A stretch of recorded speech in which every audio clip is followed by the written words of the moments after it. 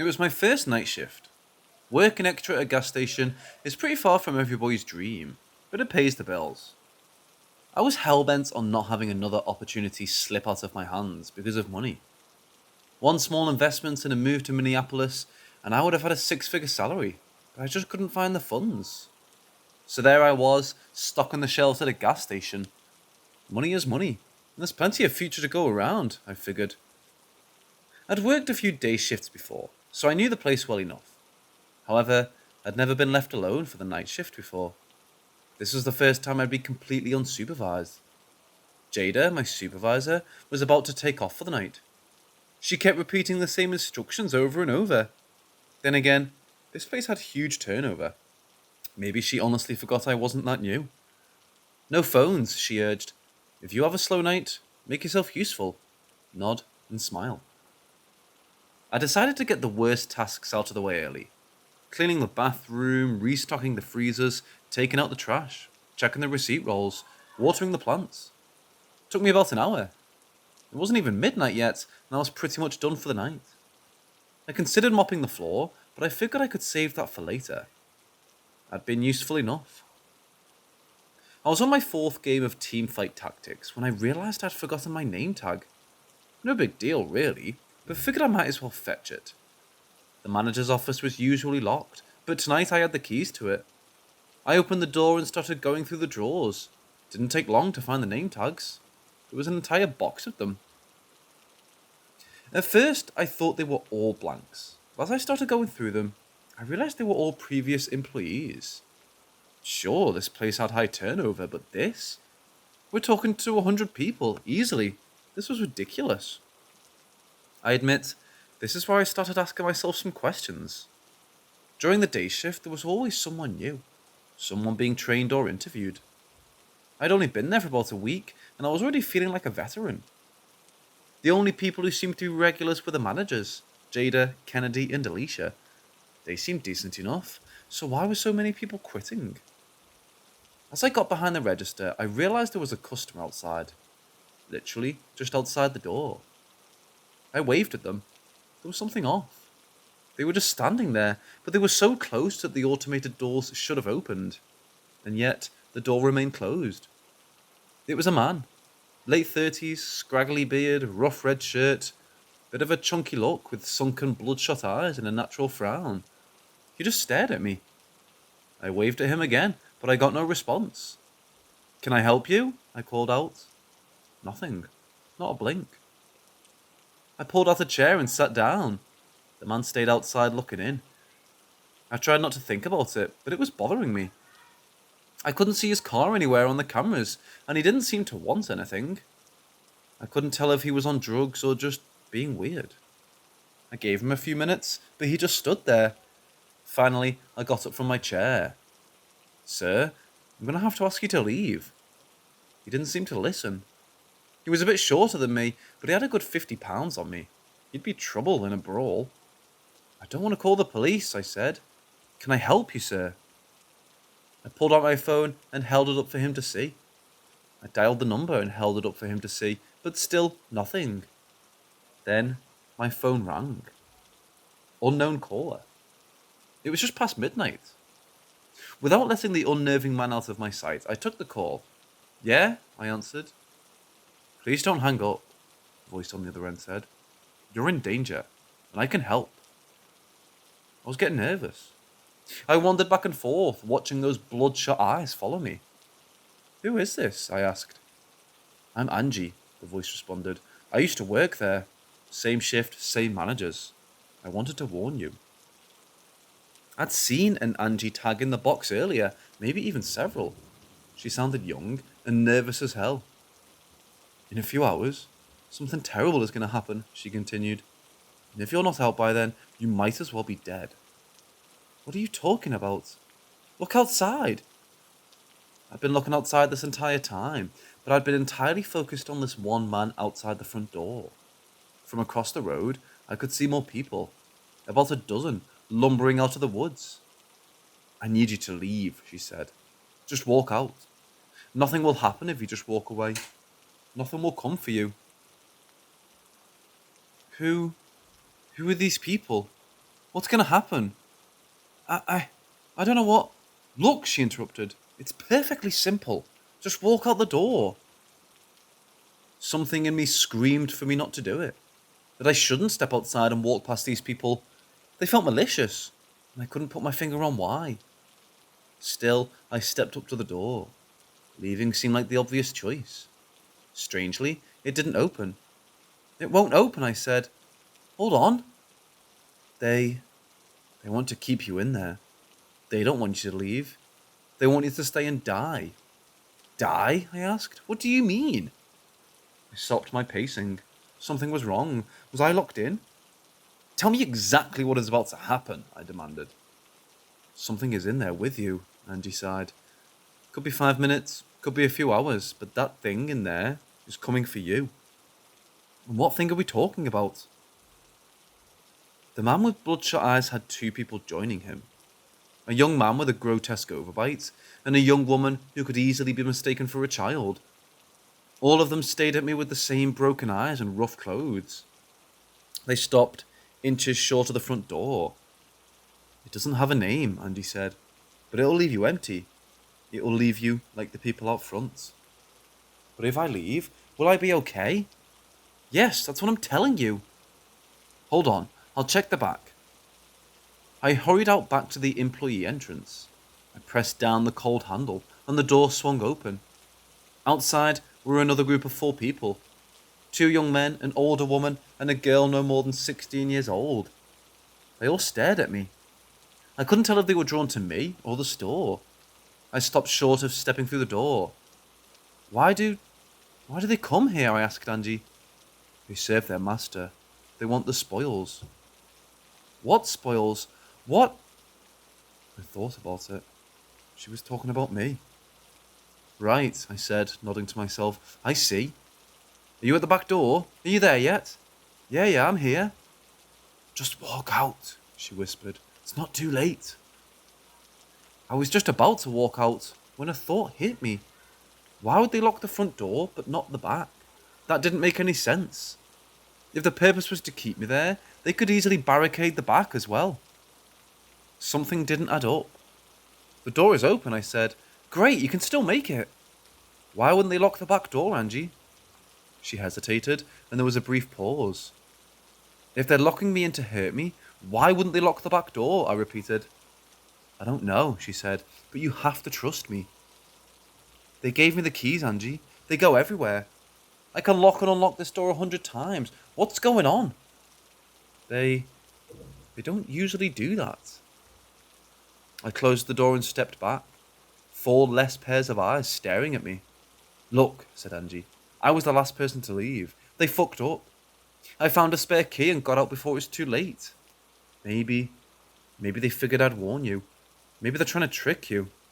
Oh, yeah, I chuckled. Convenient. I'm trying to help you, she cried out. Those things out there are to discourage you from going outside. They're harmless, but they're there to scare you. Can't you see? It's all just a way for them to keep you in there. I got 1 person screaming at me to go outside, and no one telling me to stay. No locked doors, just plenty of fucking creeps staring at me. What am I supposed to believe? Fine. You want more proof? Call the police. Hang up and call them. I ended the call. There were 8 people out front by now, all gathering outside the front door. I couldn't tell if they were trying to get in, or if they were waiting for me to step out. I called the emergency services, only to be met with silence. Not even a dial tone, just a blank nothing. I tried a few more numbers. My mom, my friends, I tried going online, but all I got was cached copies of sites I'd been to before. My background picture had changed to a black screen. But there was something else. Something had started to smell. The freshly stocked frozen goods had suddenly gone bad, and a stench was oozing out of the freezers.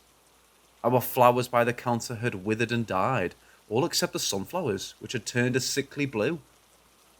I wasn't getting through to anyone. Being inside was awful. The single-serving frozen meals were making me gag. I figured I'd go for the landline. As I got in the manager's office, I got another call on my phone. Unknown caller. Looking back and forth between my phone and the landline, I weighed my options. I chose Angie. How are you getting through? I asked her. And how do you know my number? I still got the email password. I just checked your application. How come your number works? Everything else is down.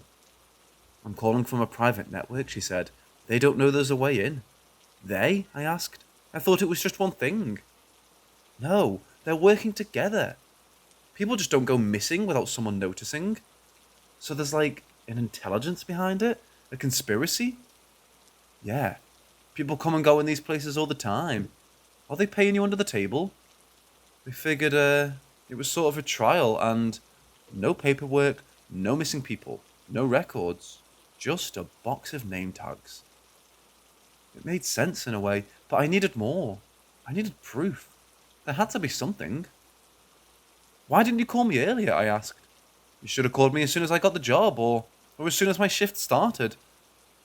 I had to make sure Jada wasn't around, she said. She would have tried to trick you. I'm not sure you're not trying to trick me. Why would I spend my time calling you from across the country just to have you fail? She screamed. If I was part of this, I would have just let you sit with your goddamn teamfight tactics and die. She went quiet. So did I. I counted my breaths as I looked outside. There were more of them now. How did you know what I was playing? I asked. She didn't respond. The silence hung in the air. I'm asking you, how did you know what I was playing? She was just as quiet as the man with the bloodshot eyes, still waiting me outside the door. You're watching. You knew I was alone. You knew I was getting antsy about the guy showing up outside. Yeah, she sighed. You tried to get me out as soon as he showed up. You tried to trick me before there were too many of them to scare me off. That's not... She sighed. I could hear her heavy breathing. As I paced back and forth, I was getting ready to hang up. This was a trick. She was the one tricking me clearly, trying me to get outside to join those things. I know this looks bad, she said. I know. I'm sorry. I'm honestly just trying to help you. This time, I was the one keeping quiet. I walked up to the door, studying the people outside. Blank stares following my every move. I felt like a snake charmer, like they could snap out of it and tear me apart in the blink of an eye. As I said, I have the passwords for everything. I'm the only one who knows them. I just wanted to give you the best shot at getting out of there. I hoped they wouldn't come tonight, but as soon as they did, I had to do something. You're not being honest with me. I'm not lying, I'm just having a hard time explaining it. There's a lot of shit about this that all sounds completely insane. I don't want to throw you off the deep end. Give it to me straight, I demanded. Tell me what the fuck is coming for me. It's not a thing. Like, not real. It's there, but it's just... I don't know how to explain it. It just steps through. Steps through what? The world. The air. A ripple in time or something. It just steps in and it's there. And then? Then it shoves some kind of mouth spike into your head and gargles up something inside. A mouth spike? What the hell are you? Yes, a spike. And no, I mean, it goes into your mouth. It doesn't have a mouth of its own. It just goes into you and gone. Game over. I didn't know what to think. My mind was a jumbled mess, and I felt my pulse rising and falling. There were over 18 people outside in various states of disarray, all of them just staring at me. If I just stepped outside, I'd know for sure. What does it look like? Does it... The lights flickered. There was a loud hum, a buzz, and then an electric failure. One of the fluorescent lights burned out, while the others just slowly dimmed to nothing. This was real. It was make or break by this point. Something was happening. The lights went out, I whispered. Is this... Now! Angie screamed. Get out now! I ran. I tripped and tumbled my way into the back room in complete darkness. I almost twisted my ankle as I bumped into the lunch table. I could barely hear my thoughts, and I had to remind myself to breathe. The roof of my mouth ached, as if anticipating a piercing pain. I could feel my head filling with blood and adrenaline, as my dry eyes refused to blink. As I put my hand on the back door, I made the mistake of pulling instead of pushing. It took me 3 times before a thought hit me. I couldn't see the sign on the door because of the darkness. In fact, I couldn't see anything. Nothing. Angie, I wheezed, putting my phone to my ear. You there? Hurry, she screamed. You can make it. How did you see it? The thing was huge. It just... No, no, no. How did you... You see it... How did you see it in complete darkness? You said the lights went out. It was right there. I can't even see the sign on the back door. How the hell did you see a spike? Look, And to add to that, how the hell do you know what it does with that spike? You've never seen the thing kill. You said you were the last one to work this shift, and the thing sure as hell didn't kill you. You're missing the point. It doesn't add up, Angie. None of this adds up. You couldn't have seen it, and there's no way for you to know how it kills. I stood there in the dark. I heard Angie panting on the other side, matching my breathing. You're lying to me, Angie. You're not trying to save me. She stopped breathing. For about a minute, it was just quiet. The call ended. A wave washed over me. I was either dead or saved. There was no in between. I was moments away from finding out. Every little sound shook me. A breeze just outside, a crackling wire, ventilation struggling to turn back on. I hadn't even noticed my hand was on the door handle. You lied to me, I said out loud. You did. I caught you. There was a sound coming from the other side of the door, a shuffling of feet. Yes, said Angie, from the other side of the door. I must have stood there for an hour until the power came back on. The people outside were gone. Angie was gone. My phone worked just fine, so I called everyone and just cried for help. The police found me locked in the bathroom in a full panic, and I barely even remember being escorted out. Cameras had picked up a mob gathering outside, but that was pretty much it. They couldn't be identified from the back of their heads. Jada and the other managers were called in, and they seemed genuinely surprised. I've since looked it up. 100 people starting and quitting their job in a place like that isn't uncommon. People come and go all the time. The managers honestly didn't know why people disappeared, it seems. Maybe this is just how things work. Or maybe there's more than one Angie out there, preying on short-term workers. And the front door? There was no conspiracy there. The thing just jammed sometimes. Some kind of trouble with the wiring. If I'd messed with it just a bit more, the thing would have kicked wide open. That broken door was the only thing that saved me from joining them that night. I would have walked right out as soon as Angie asked me to. I worked there for another 4 months, but just day shifts and weekends. The night shift seemed to go off without a hitch, though. Maybe Angie and her friends moved on from an easy meal. I've saved up enough money for my move to Minneapolis, but I'd never forgive myself if I didn't put this into writing. Looking back at it, it feels surreal. There are things out there. Things that want us to join them.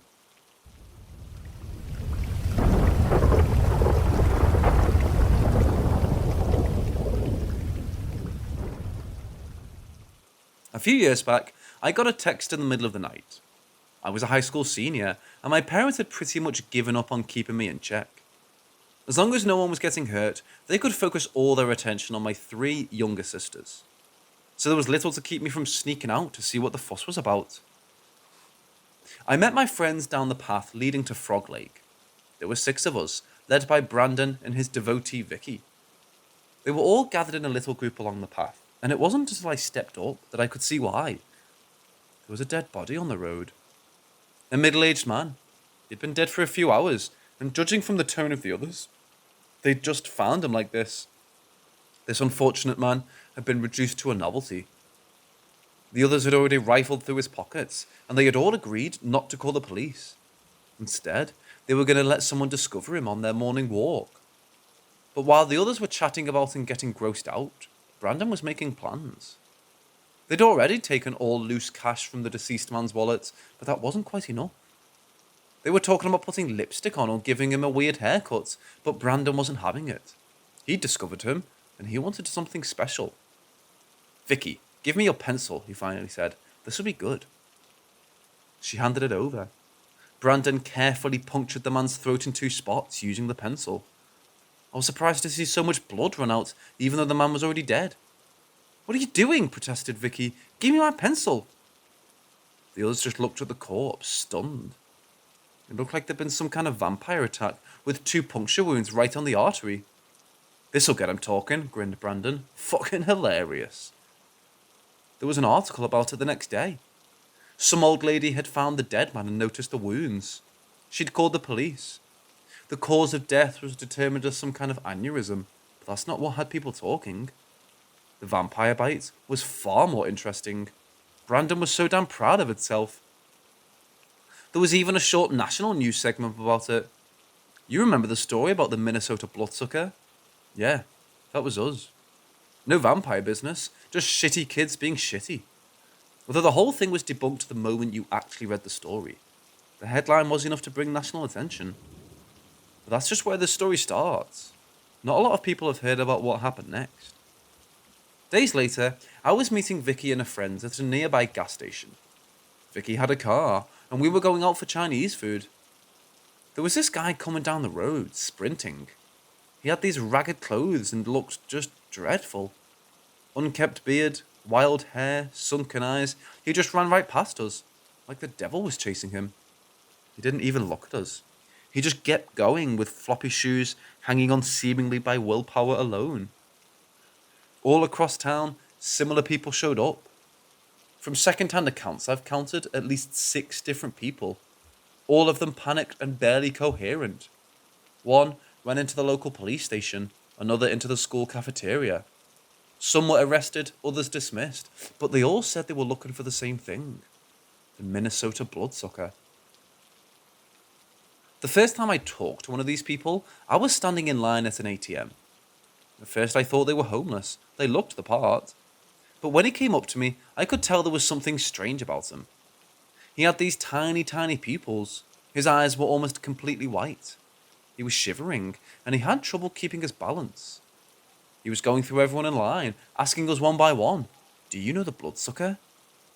When it was my turn, I didn't know how to answer. Instead, I just shrugged it off. "You know it's fake, right?" I scoffed. "He had an aneurysm." "No," he responded. "No, it's real. It's here. We gotta find it." He had this absolutely desperate look about him, like his life depended on it. He was on the verge of breaking into tears, keeping it all together by a thread. To me, it had all been a big inconvenience. A lie took a form of its own, but to this man, the bloodsucker was the realest thing in the world. Brandon and the others weren't paying attention to any of it. To them, desecrating a corpse had just been another day. They did this kind of thing all the time. Hell, Vicky was practically a vampire already. She was up all night with Brandon most days, missing class and partying like 4 times a week. From what I'd heard, she was taking some pretty nasty stuff. Pills. But people around town were getting a bit paranoid. They might have been able to convince themselves that it was all a hoax based on the articles, but with these people showing up, it was kicking up all kinds of rumours. People were putting their ears to the ground, paying attention, soaking up the rumours. And where there's rumours, there are angry and worried people calling the police. They started a neighbourhood watch, and the police were pressured into taking action. Brandon had a house party broken up because of an anonymous tip that he knew the bloodsucker. Not that strange, considering Brandon was the bloodsucker in a sense. One Friday night, Brandon was calling us all to his place for a house party. Considering how the last one went, I wasn't interested. Besides, it was almost midnight, and I had cuddled up in my bed. I just ignored it. The next day, I went over to his place. We usually went out together for lunch on a Saturday, and he'd been unusually quiet. I got there around noon. Vicky's car was in the driveway. Brandon's parents had gotten him his own place about a year back. So there was no one around to check on him. Even so, I got a bad feeling. Vicky didn't like spending the night outside her place. When I stepped inside, I could tell something had gone down. There was a couch overturned, and there was a strange iron-like smell in the air. A glass table had been shattered, and dry flowers from a broken vase lay across the floor. A couple of blue sunflowers Vicky's gotten Brandon when he moved in. It looked like there'd been an insane fight. There was even some blood dripping from a spatter in the ceiling. How the hell did it get there? At first I didn't know what to do. I just stood there calling out for Brandon, or whoever might hear me. I got no response. There were no bodies, just an unlocked door and an absolute mess. I called the police right away. They took over, and I got to hear that several people had been reported missing. This was the first lead they had. There'd been at least 6 people there, 3 of which had been reported missing. They'd probably sneaked out in the middle of the night, and their parents hadn't noticed their empty beds. I couldn't shake the feeling that there was more to it. This had to do with the bloodsucker, but was it retaliation or something else? Having unknowingly dodged a bullet, I started getting paranoid. This did little to slow the rumours. Now there were even more people talking about the bloodsucker, and things were getting out of hand. Although this was mostly reported locally, there were interviews, articles, and missing people posters handed out all across town. Putting up a poster for Vicky and Brandon was one of the most surreal experiences of my life. It was like their pictures were staring at me through the paper, asking me where the hell I'd been that night. People were asking me questions. My parents, the police, social services. A lot of people had the impression that I knew something. And sure, I knew all about Brandon's prank on that dead body, but I wasn't telling. Not outright. Then again, I didn't see the relevance. It was just a stupid rumour. So I just shut up about it. I got through countless innocuous talks. They were all being so friendly and understanding, but constantly prodding me. It's as if they just couldn't believe that I had no idea where Brendan and the others had gone. We just want to talk, they all lied, to see how you're holding up. This painted an enormous target on my back. Everyone knew I spent time with Brandon and the others. So when days turned into weeks, people were growing desperate. I was getting dozens of calls a day. I remember once when the newspaper called to ask me about them and I just screamed, "I don't know shit about anything. Maybe the bloodsucker got them. I don't know." Shouldn't have said that. I really shouldn't have. This just kicked up everything another notch. I was brought into the police station and interrogated. I was brought to the school counsellor with my parents. There were endless phone calls from newspapers and worried parents, as well as a few internet nut jobs. The Minnesota bloodsucker was turning into a headline. People don't just go missing by themselves. I stopped going to school. Those awful moments in between classes or when I walked around on my own just ruined my nerves. I imagined hearing people talking behind my back or some unknown presence looking at me from afar. This rumour about the bloodsucker had taken over my life. I thought about telling the truth. I really did. But when you've lied for weeks on end, you can't just start changing your story overnight. My parents got me a cheap car so I could go straight home from school. But cheap cars are cheap for a reason. And one night in late May, the thing broke down completely, just off the highway. I'd been a bit careless and spent some time after school with a friend. I'd had a few beers and probably shouldn't have been driving in the first place, so I was a bit anxious about calling for help. I had to manually push the car off the road. It was almost 8 p.m. and there was an awful wind blowing. Drops of rain smattering across the windshield and this cold howling sound echoing across the highway. There was a storm coming. Cars rushed by as I anguished about what to do. It was either call my parents, the police, or AAA. I finally settled on calling my parents. I had my thumb hovering over the number for a few minutes, trying to build up the courage. I'd been a pain in the ass lately, and this wasn't making things easier. The faint smell of beer didn't help. There was no way for me to prepare for what happened next. It was quick. One of the ragged men had walked up to the side of my car with a tire iron. As I pressed the call button, I was showered in glass. Hands reached for me through the broken window. I kicked and crawled into the passenger side, trying to get away. I didn't even notice my hands were bleeding. Looking back at it, I realised there were a lot of blanks. I was panicking. I have no memory of it, but I think I was screaming. I remember my throat being raw as soon as I came to. But there, in that moment, I was just trying to get away. But I remember one moment clearly. As I got out on the other side of the car, I met the gaze of the strange man who attacked me. This time, his eyes were completely white. It was as if he was looking straight through me or seeing something in me that I wasn't. But those eyes, they haunt me. That's one thing I can't forget. I just ran. Just off the road was a large grassy field leading into a pine forest. It was easy to follow in my footsteps, but what choice did I have? It was like I'd forgotten how to breathe. My body just got into this weird autopilot mode, and I just kept going. I could hear screaming, and there was rustling in the grass behind me. As I got to the edge of the forest, I went straight through the underbrush. I cut myself raw on every kind of bush and thorn there was. They went from 1 person to 4. It wasn't until I gained some distance that I heard they were actually calling out my name. It wasn't just screams. "Please," one of them screamed. "Please, sir, talk to us." They all said the same thing. They begged, they pleaded. Their screams went from panicked to furious to hopeless. They were just broken. I found a small hole, mostly covered by the side of a pine tree. I crawled in and reached for my phone, only to realize I'd dropped it in the car. It was probably still waiting for me to push down on my mom's number. I have no sense of how long I stayed there. Hours, probably. I heard them shuffling about, looking for me. One of them got dangerously close, brushing by the tree I was hiding next to. As they passed me by, I heard one of them muttering to themselves. "Gotta find them," they wheezed. "Gotta find them. Not too late. Gotta find them." I caught a glimpse of those white eyes through the roots and branches. I just closed my eyes, held my breath, and waited for it to be over, one way or another. At some point, the sky had gone dark. The wind had picked up, but the rain was still just trickling down. I couldn't hear any screams, and it had been at least an hour since I last saw one of them shuffling about. I got up, only to realize I didn't have the slightest idea where I was. Everything looks different in the dark. Fumbling about, I noticed the space between the trees growing larger.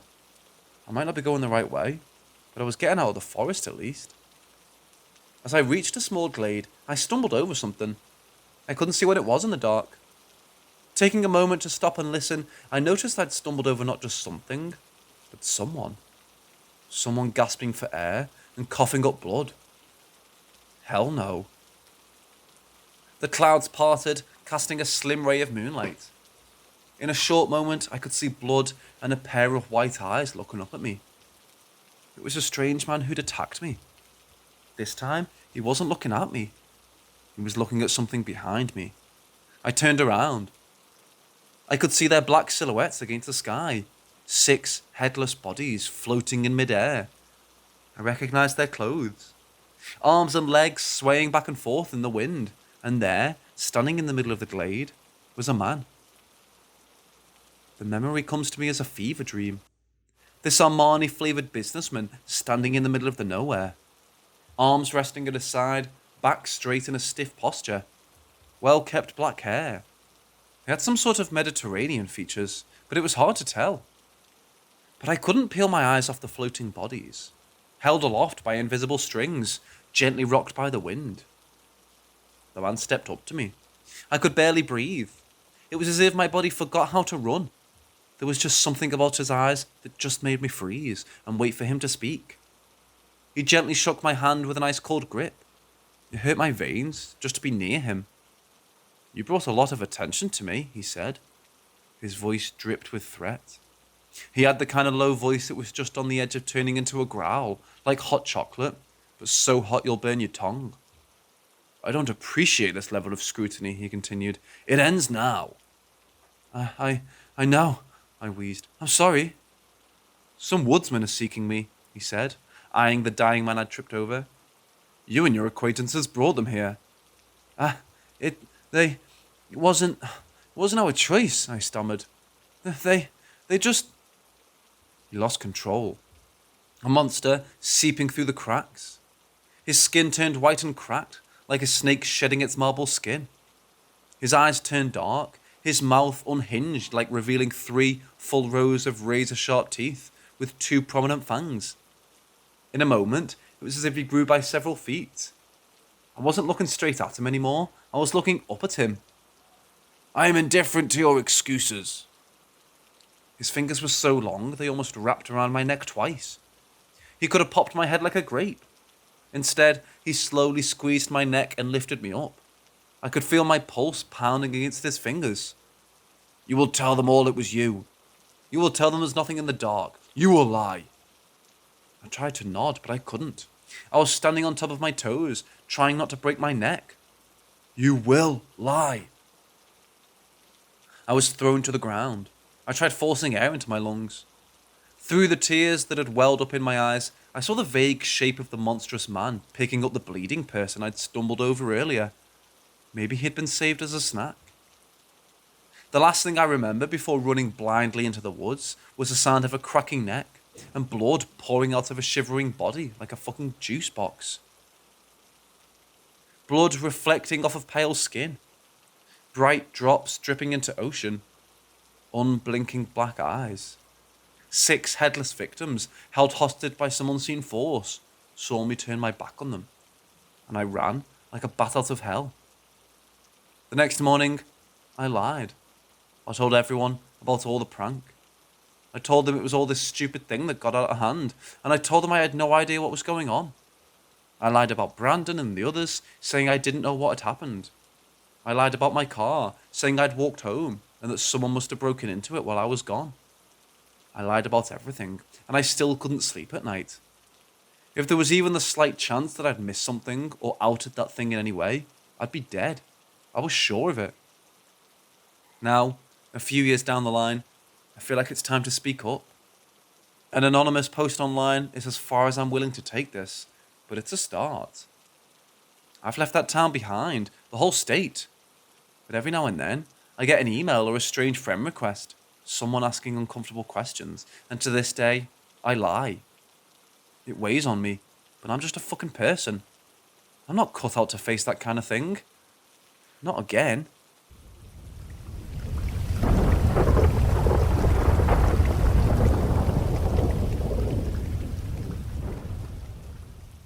We wanted to do something special for Lindsay's birthday. She'd turned 30 just as the COVID lockdown came into effect, so we missed a big one. So when the stars finally aligned and our calendars synced up, we decided we were going to get her something special. A girls' night out, for the first time in years. Lindsay always had a bit of a dark streak. Her birthday is just 1 week before Halloween, so by then, everything is pumpkin flavoured and covered in plastic spider webs. Spooky things were just part of her aesthetic. And even as a mother of 2, we'd still hear sporting a skull necklace or pentagram earrings every now and then. But we were running out of time. We couldn't decide what to do. Some of us could set aside the whole weekend, others had to work or be home by midnight. It was getting difficult to settle on a single thing that would fit everyone. That is, until Aggie found something that was just perfect. An escape room. We all met up on a Saturday. It was me, Dawn, Aggie and Lindsay. After a fancy dinner and a long walk, we arrived at the Apostle Collective building. They'd opened about a year ago, and they'd been booked solid all spring long. That we managed to book a room this close to Halloween was nothing short of a miracle. Some of you have probably heard about them. They're sort of a chain. They got like 5 locations, most of them in Minnesota. The place was spot on. It didn't just have the classic Halloween stuff, but smoke machines, hidden speakers, projectors, the whole kit. The staff were dressed up in prosthetics, looking like old-time zombie carnival workers. We stepped in, they checked our booking, and gave us a little box of free popcorn. Lindsay was ecstatic. We told the staff it was all for her birthday, so they paid a little extra attention to her. She deserved it. As we stepped up to the door, they gave us an introduction. You're stepping into the box of the goddess grinning witch, we were told. This is our longest, scariest room yet. Pretty much brand new, apart from playtesters. You were lucky to get a booking the other group cancelled last minute. Either way, all you need to solve it can be found in there. Just try not to break any furniture or move something that's been bolted down. None of the clues will require a lot of force, so you wouldn't have to break anything or exert yourself. Other actors? Dawn asked. You can tell us, right? I can, but I won't. Whatever happens, you won't be harmed. Something might reach for you, chase you, touch you, but no harm, so please try to keep that in mind. Are you leaving the door open? Aggie asked. Can we leave at any time? Just knock or send us a text. The door locks automatically, but we can open it remotely with the click of a button. Just lock. So what's the story? What's our deal? Interrupted Lindsay. Ghouls? Ghosts? Vampires? I was so happy to see Lindsay like that. She could barely stand still. The box of the goddess grinning witch is about a cruel witch who has trapped 4 souls in a little box. As they scramble to get out, they start realizing they're not alone. The souls have to find a way out while avoiding the monstrous beings trapped in there with them. There were no more hints, and part of the experience was going into it knowing just 2 things. We had been captured, and we weren't alone. Aggie kept her phone so she could text for hints and reach the staff if necessary. The rest of us put ours away. This was going to be an intense game, with a solved time average of about 4 hours. That said, we were allowed to stay past midnight, and if we solved it without a hint, we got a very special prize. We could also send them a text to pause the game for a bathroom break. We put away our coats. Dawn did a little stretch, and Lindsay was visibly shaking with excitement. This was going to be good. I was the last one to step inside. Just as the door closed behind us, I noticed the staff members suddenly look off to the side. Their brow furrowed as they stepped back. In the blink of an eye, they were gone. Then the door slammed shut. There was something off, but I didn't want to alarm anyone. They were so excited, and the game was just getting started. It was a black, windowless room. Lindsay was being chatty, but Dawn and Aggie were kind of wondering what the hell they'd agreed to. After a few seconds, there was this chilling laugh, followed by a light. They'd installed a video projector in the ceiling. The entire room lit up as we looked up to see a video of an impossibly large woman looking down on us, like we were the size of a Rubik's Cube in her hand. She had these sunken eyes, joyless, and a wide grin that stretched ear to ear. Clearly CGI. Far above her, we could see the full moon. As an effect, it was pretty impressive. I think she's based on a local legend, said Aggie. Some kind of pilgrim myth. I've heard about this.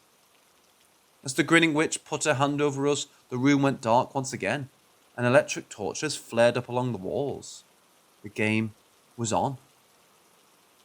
There were all kinds of items all around.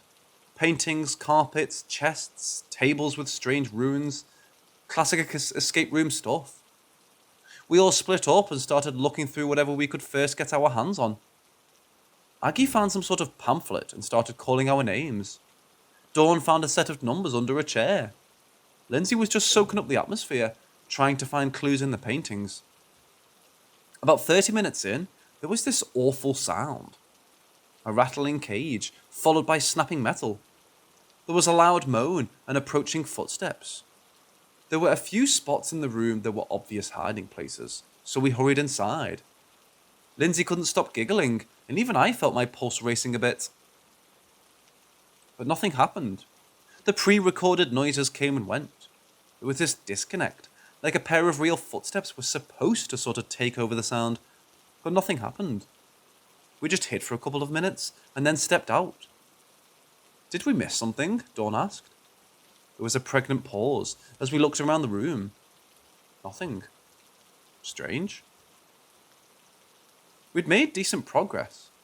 We found a set of keys that opened a chest, which revealed a blacklight disguised as a candle.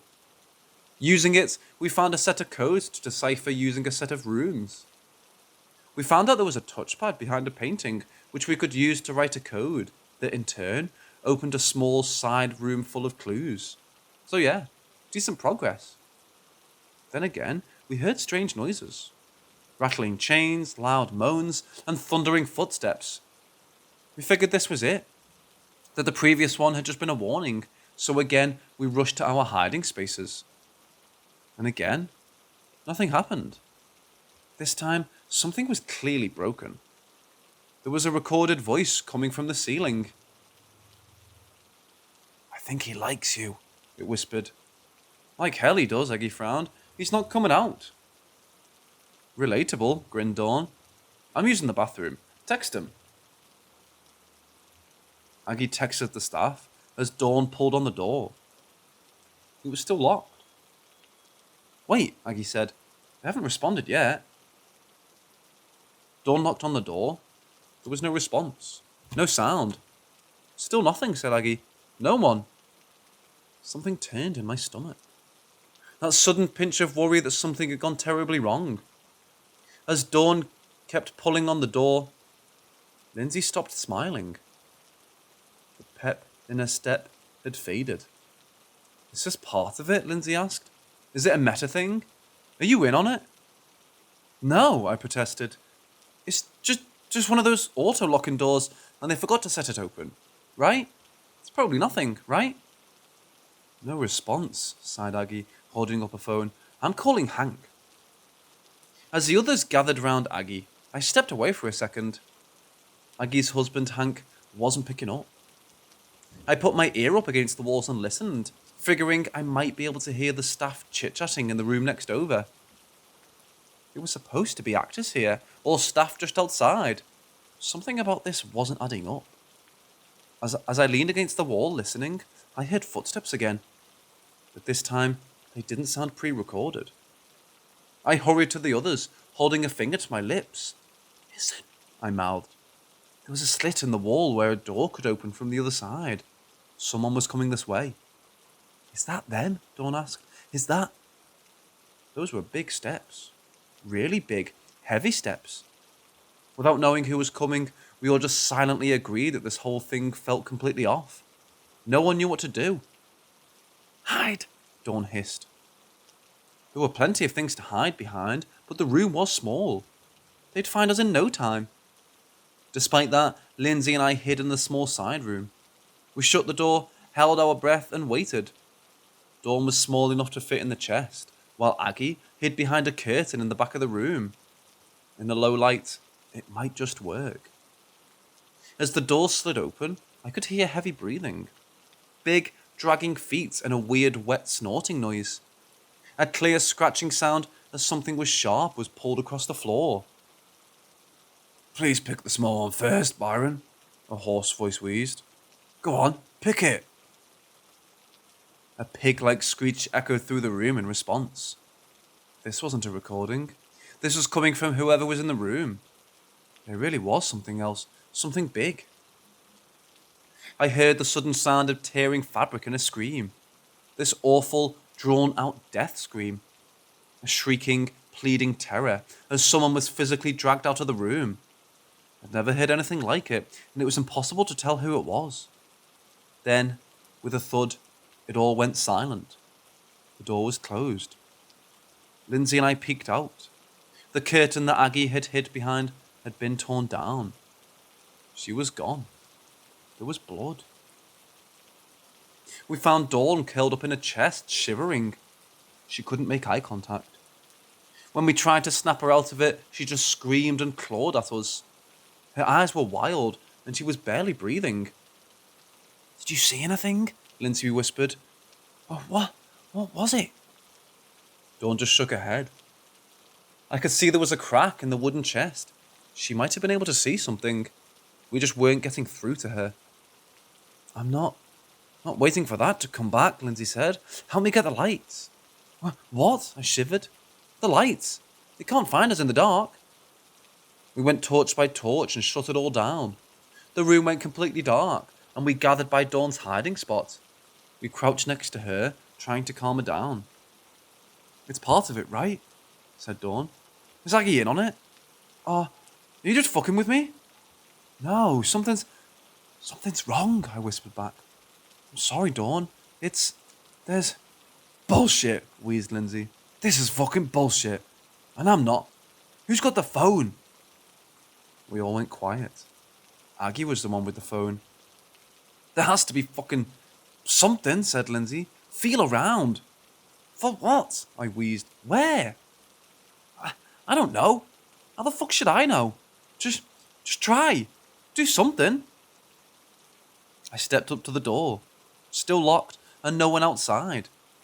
I started feeling around, only to find 2 cables. It might just be a light or something, but there was another possibility. Look, maybe the door is locked until we text them or time is up. What if the door unlocks? Like, what if it unlocks when we solve it? It won't work, sighed Lindsay. There are some things in here that require a staff member to manually click something open with a button. Some clues just won't work without it. But I don't think there's anyone out there anymore. What about Fire escapes? You can't just lock people in a room. I could hear Lindsay sink down to the floor. This was a mistake, she cried. All of it. The side door slammed open again. Big, heaving footsteps came in. Even in the complete dark, we could tell there was someone huge in here with us. Someone who smelled like dirt. Again, something sharp scraped across the floor. Byron, get another one, a voice laughed. Whichever you like. I just pushed myself up against the wall and turned my head on the side. I tried making myself as fast as possible. I knew Lindsay was doing the same. Dawn, on the other hand, was panicking. No, she coughed. No, no, no, no, no, no, no. A loud pig-like snort. The scraping thing was lifted off the ground. I heard 2 feet firmly planting in the ground as if something heavy was lifted, and Dawn fell to the ground with a thud. She tried to talk, but she'd had all the wind knocked out of her. Instead, she just tried to get away. I heard a loud exhale. The kind of sound where someone gets something heavy dropped on them. And in the seconds that followed, I heard this large being, Byron, violently drag Dawn out of the room. To the untrained ear, her scream was almost the same as Aggie's. As the door slammed shut again, I could hear Lindsay sobbing just a few feet away. I couldn't move. My body was stopping me from comforting her, and I'd been so tense my neck was stiff from pushing my face against the wall. For what felt like hours, we just waited. It was probably just minutes. Finally, Lindsay got up. She fumbled her way over to one of the tables, flipped it on its side, and broke her leg off. Then she did it again and handed the second leg to me. Don't just let them, she said. Okay? Yeah, I nodded. Yeah, no, I won't. I started to hyperventilate as my fingers wrapped around the slippery wood. There was no way I could use this. My hands were so sweaty, the thing was falling out of my grip. I couldn't fight. Not with that. Not against whatever was taking us out one by one. Maybe barricade the door, she said. Yeah, wait. It was a good idea, but it was too dark. And I could hear the footsteps coming again. Faster this time, determined. The thing entered on its own. No guiding voice. Lindsay and I held hands and pushed ourselves up against the wall. I couldn't hear it dragging anything this time, but I could hear lips smacking. Followed by these high-pitched micro-grunts. Whatever it was loud, and it was munching on something. It wandered around for a while, feeling around the table, the chest, and even the little side room. After a few minutes, it seemed satisfied not to have found us and headed back to the door. Just as I was about to exit, we hit the 90-minute mark. The game, partly automated, was still running. The projector came on again, displaying this large woman on the ceiling. The entire room lit up. It immediately saw us. The thing was easily 6'8". It was dressed in the sort of torn varsity jacket with filthy mud-covered jeans. There were long strands of black fur poking out of every cut and tear in its clothes, making it look like a badly stuffed scarecrow. It wasn't fully human. His head looked like a boar. It looked like right at us, its snout twitching with excitement. He had these small dark eyes.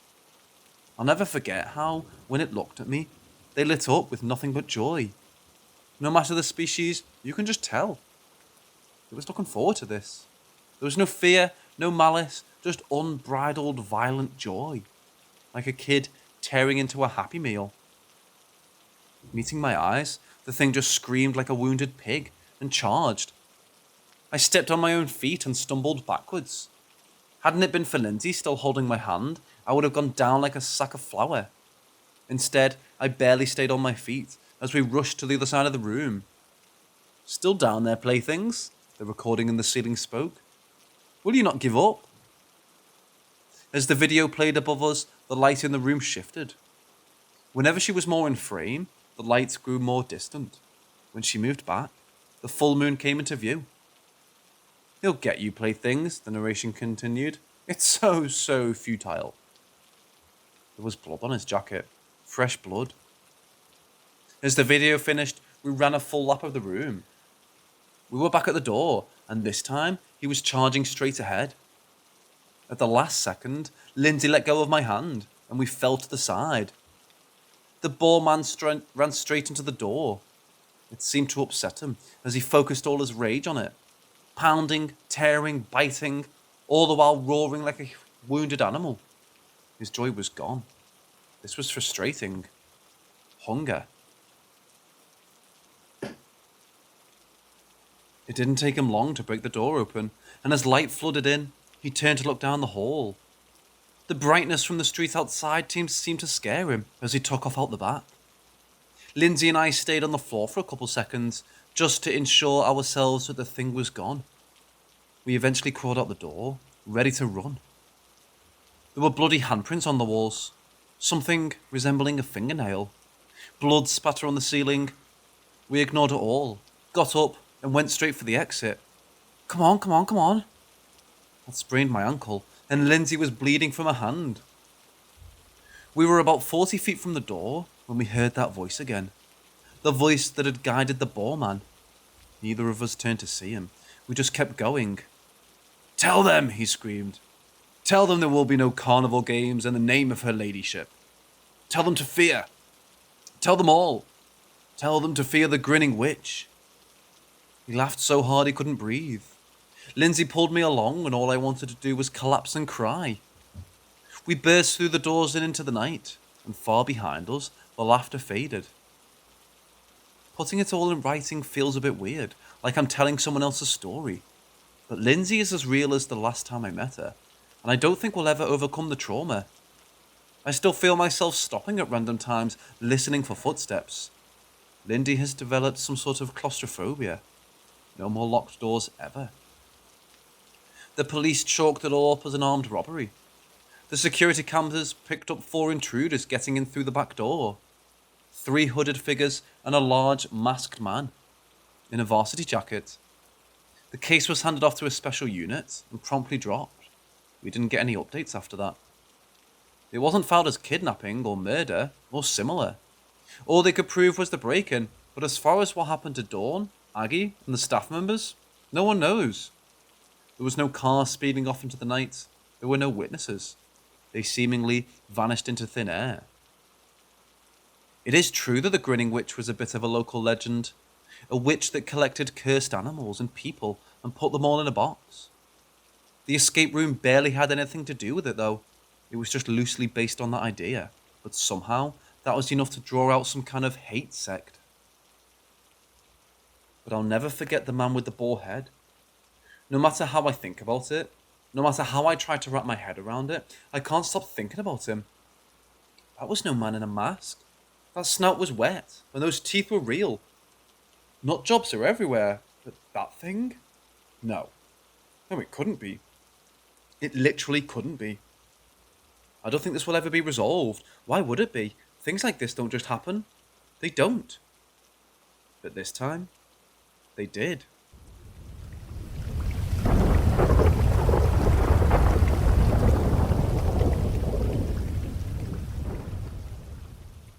I feel like time is kind of doing its own thing. When I was in school, which I finished in 2016, a day felt like it lasted ages, and that I could do so much in one day.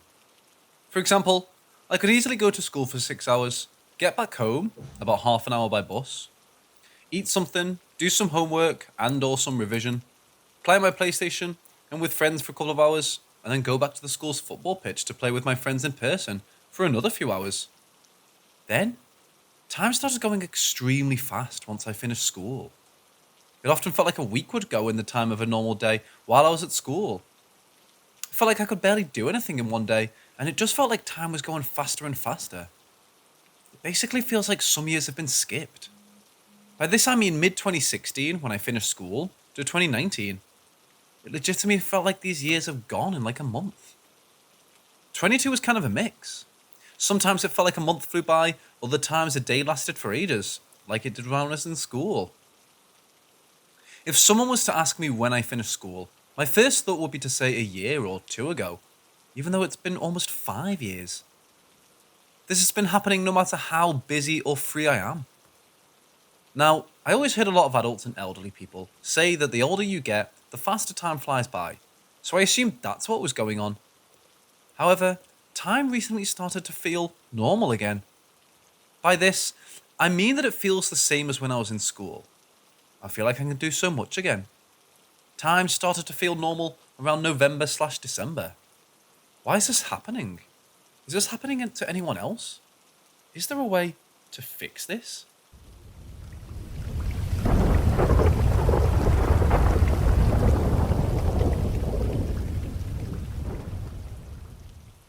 My parents and I go to this church, which was built in the 1800s. And as my dad is the pastor, I end up spending quite a lot of time there. We've been going there for almost 7 years, a time in which I experienced quite a few things that I can't explain. It's mainly been stuff like the sound of doors opening or closing, or getting locked or unlocked, people chatting or singing in another room, the sound of children playing and laughing, the sound of footsteps, and other similar stuff. However, I never saw anything or anyone, and everything would be the same as before. I think it's worth mentioning that these things happened while I was there by myself. Anyway, I once went there with my mum as she forgot something and she didn't want to go by herself. I needed to go to the toilet, so I went to do my business while she was looking for her stuff. I didn't lock the door, as my mum knew I was in there, and she could have used the other toilet if she needed to go. However, the door just opened by itself. I literally saw the door handle go down by itself, and then the door opened by itself quite violently. I managed to stop it when it was about a quarter of the way open, but it still opened with quite a high amount of force. After I finished, I asked my mum if it was her, and she said no. It was only then I realised I didn't hear any footsteps, on a floor where footsteps are quite obvious. I explained what happened to my mum, but she said it was just the wind and the door mechanism playing tricks on me, which didn't make sense. I went back to the exact same door a few days later, closed it, and tried to open it without touching the handle, but I couldn't.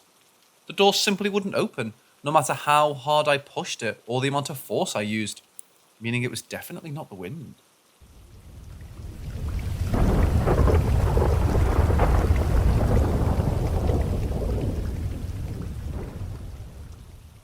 My older brother died on June 1st.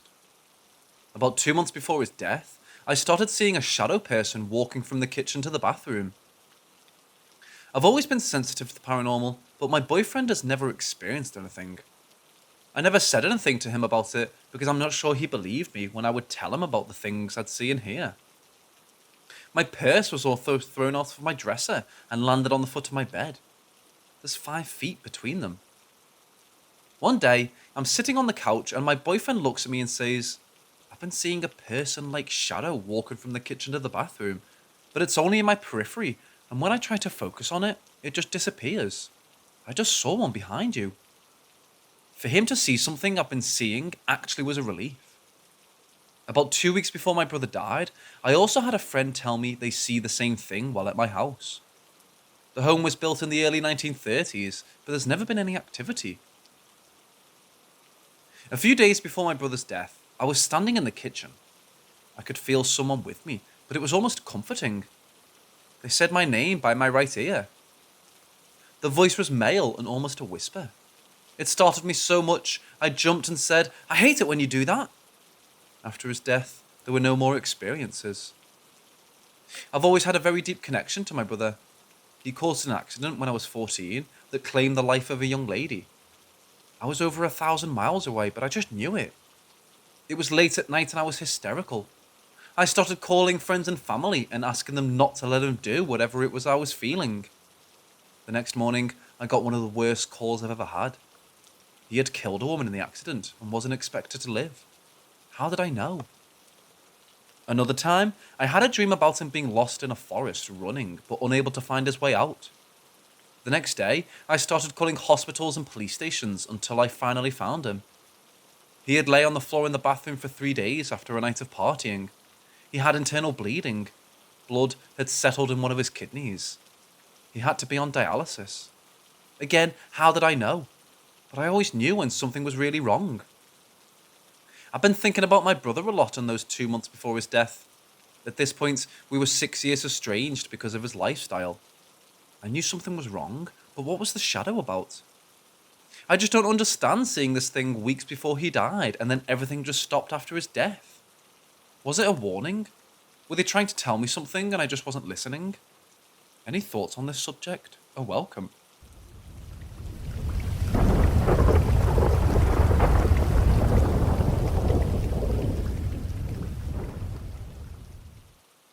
A couple of years ago, I had come home from a typical day of work and had to run out quickly again to do whatever errand I had for the afternoon.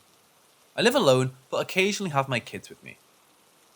I have a corner lot in an older suburban development and am surrounded by really good neighbours. The woman across the street from me on the small side street was in her mid-90s at the time. She was actually somewhat active for her age, frequently going out late at night and driving herself most of the time. Whenever I would see her in her driveway, I would make it a point to say hello and ask if she needed anything. In addition to being somewhat active, she was also very witty. She always knew my name and noticed things like a new car whenever I would pick one up or something that I cleaned up in the yard. If we happened to see each other when we were in our cars, either pulling in or pulling out of our driveways, which faced each other, she would simply make it a point to wave in a very generous way and smile. I got to know her sons a little, but they are both about 20 years older than me. We didn't have much in common, but we would chat whenever they would stop by to see her, and both of us happened to be outside. Probably around 4 to 5 months prior to this incident, I told one of them that she was out the other night, as he had stopped by but she wasn't home. He was surprised to learn that she had still been driving herself. I didn't think anything of it, because she never seemed to have any problems, and seemed to be very with it. Soon after that, her car was gone, and the two men started checking on her more regularly, even though one of them had to drive a couple of hours to get here. So getting back to this sunny afternoon, I pulled out of my driveway to go about my business, and I saw her sitting in her driveway with a white suit, bluish blouse, and sunglasses on. I pulled away slowly and waved to her as I always did. She didn't wave back. Rather, she used one hand as a visor, as if she was trying to make out what she was seeing, despite it being me, who she'd seen hundreds of times before and being only about 20 yards away. I sort of shrugged my shoulders, didn't think anything of it, and went about my day. This was midweek, and to this day, I don't know if it was on a Tuesday or Wednesday. I wouldn't have ever given it a second thought because it didn't matter. That is, until that Saturday. I came home from whatever it was I was doing, and both of the boys were there with their families and trucks. I figured they were either there to celebrate something, or move her possibly closer to them, or into a nursing home or somewhere else. Of course, I went over to say hello and asked what was going on. The older one told me that she had passed away unexpectedly of a heart attack. I was shocked and told him that I had just seen her in the driveway and had waved to her. He said that it had happened around 5:30 a.m. on Wednesday. Rather than being overwhelmed by fear or anxiety, my mind immediately went back to seeing her that day. I still don't know if I had been one of the last people to see her alive, somewhere in the neighbourhood of 12 to 13 hours before she'd passed, or if I was one of the first to see her after passing.